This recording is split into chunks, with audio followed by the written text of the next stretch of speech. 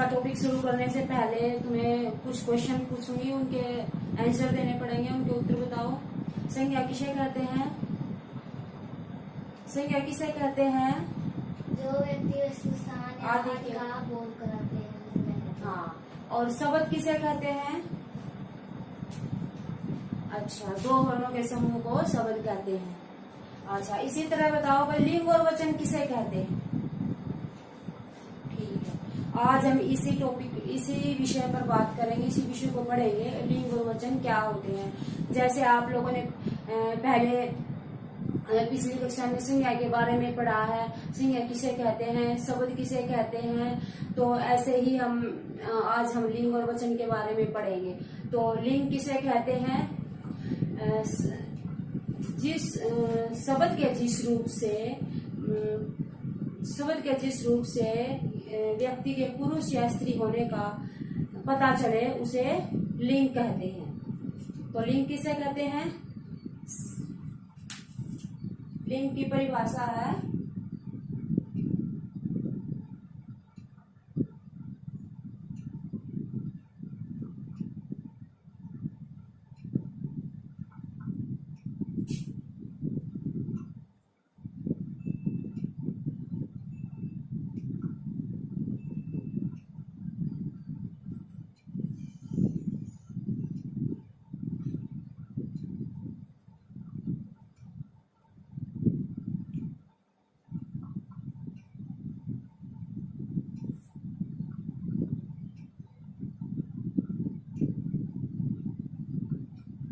शब्द के जिस रूप से पुरुष या स्त्री होने का पता चले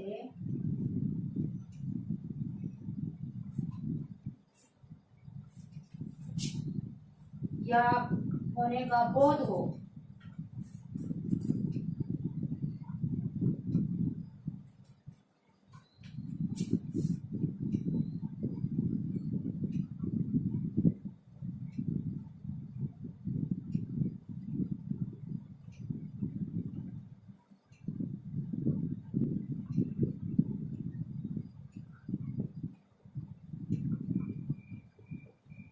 ठीक है। शब्द के जिस रूप से पुरुष या स्त्री होने का बोध हो उसे लिंग कहते हैं। जैसे बालक,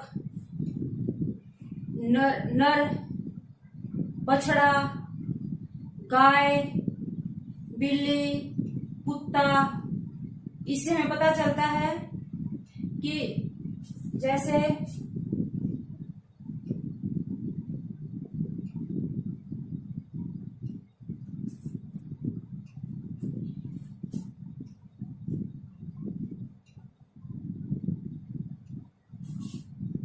बालक, बालिका,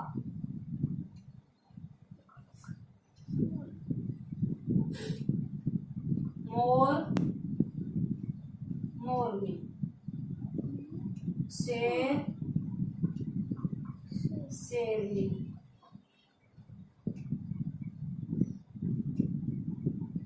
ठीक है। बालक क्या है? पुरुष, बालिका, बालक है पुरुष, बालिका स्त्री। मोर पुरुष, मोरनी स्त्री। शेर पुरुष, शेरनी स्त्री। इस तरह से हमें इन शब्दों से पता चलता है कि ये पुरुष है या स्त्री है, मतलब इनके लिंग का पता चलता है। और इसी तरह हमें आगे पढ़ना है कि लिंग के कितने भेद होते हैं। लिंग के दो भेद होते हैं। कौन कौन से होते हैं? लिंग के दो भेद होते हैं, पुल्लिंग और स्त्रीलिंग। पुल्लिंग किसे कहते हैं?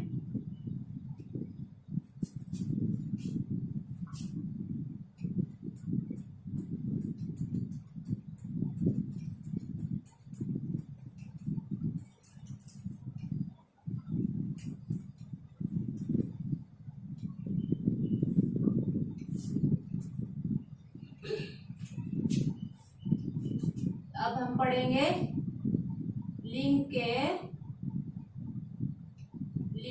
भेद। लिंग के कितने भेद होते हैं? दो। पुल्लिंग,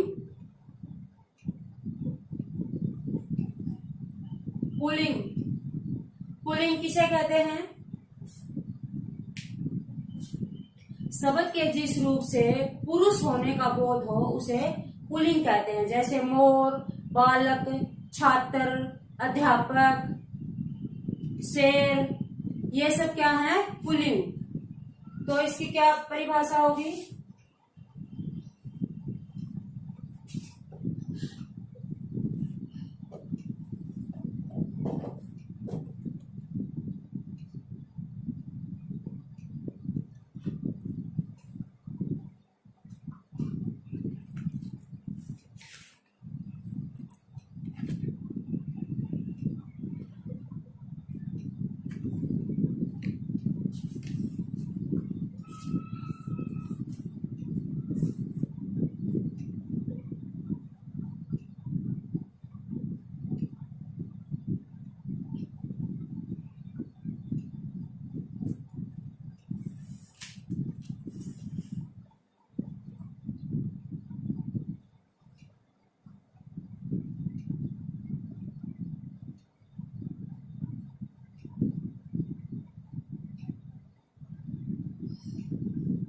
ठीक है। शब्द के जिस रूप से पुरुष होने का बोध हो उसे पुल्लिंग कहते हैं। जैसे बालक, छात्र, मोर, शेर आदि। अब दूसरा है स्त्रीलिंग। स्त्रीलिंग किसे कहते हैं? शब्द के जिस रूप से स्त्री होने का बोध हो, मतलब स्त्री होने का पता चले, उसे स्त्रीलिंग कहते हैं। जैसे मोर, मोर पुरुष, मोरनी स्त्री, मोरनी, शेरनी, बालिका, अध्यापिका, ये सब क्या है? स्त्रीलिंग। तो स्त्रीलिंग की परिभाषा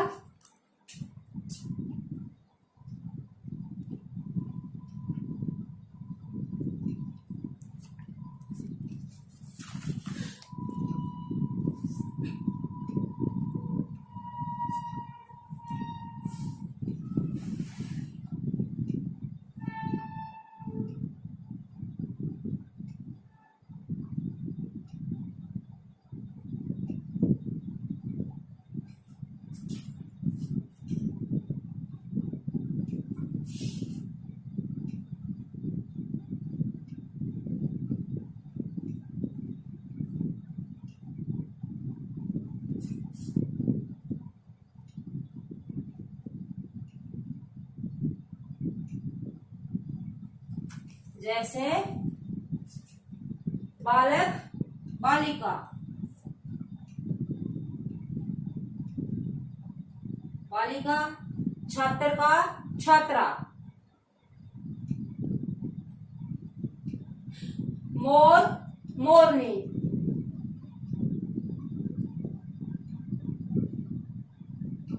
शेर, शेरनी।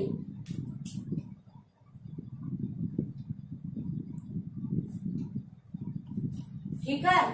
तो ये तो था आपका लिंग किसे कहते हैं, लिंग के कितने भेद होते हैं। ठीक है। अब हम पढ़ेंगे वचन। वचन किसे कहते हैं, इसके बारे में हम पढ़ते हैं।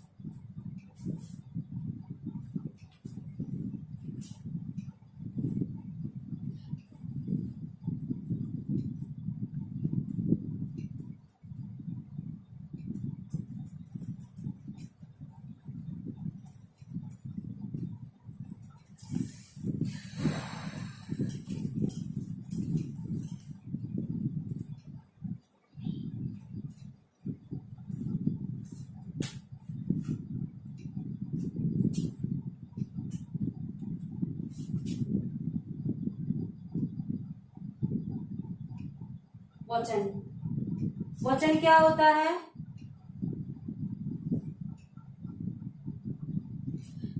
संज्ञा के जिस रूप से संख्या के एक या एक से अधिक होने का बोध हो उसे वचन कहते हैं।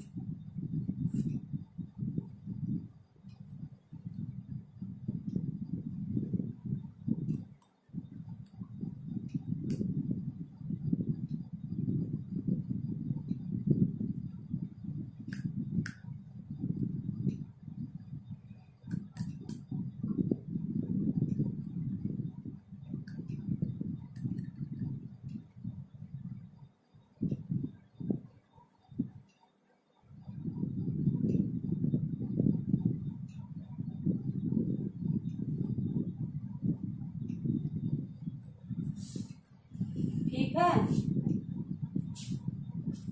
संज्ञा के जिस रूप से संख्या के एक या एक से अधिक होने का पता चले उसे वचन कहते हैं। जैसे पत्ते, अध्यापिकाएं, पुस्तकें, किताबें, ये क्या है? वचन।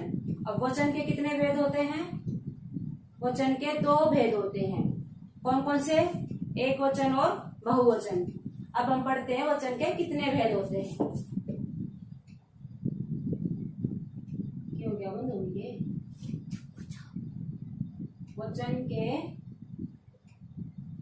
भेद। एक वचन और बहुवचन। ठीक है।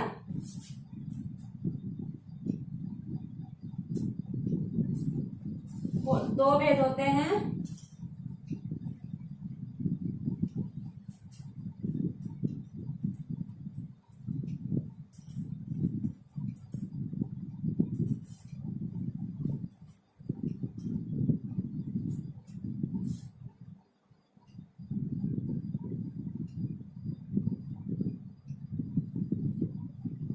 एक वचन किसे कहते हैं?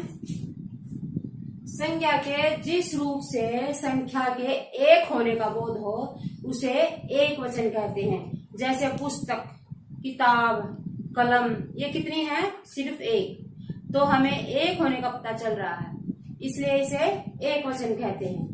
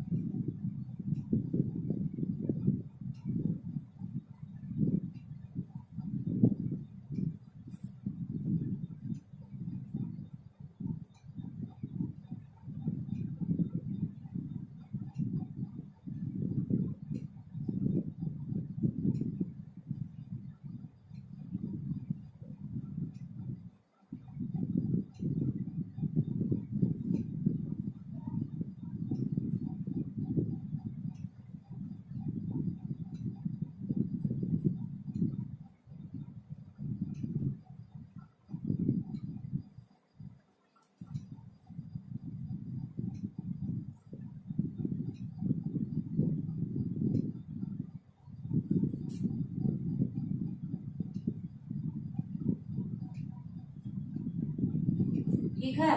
तो इसकी परिभाषा क्या होगी? संज्ञा के जिस रूप से संख्या के एक होने का पता चले उसे एक वचन कहते हैं। तो बहुवचन किसे कहते हैं?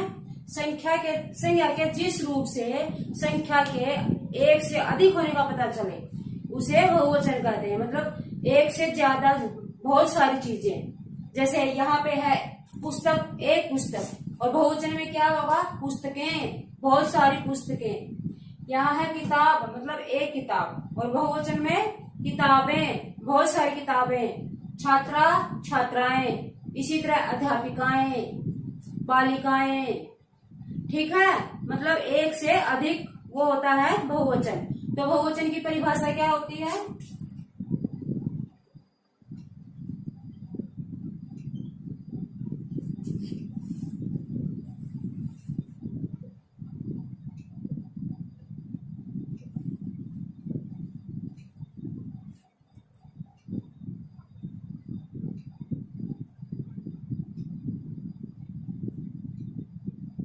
संख्या के एक से अधिक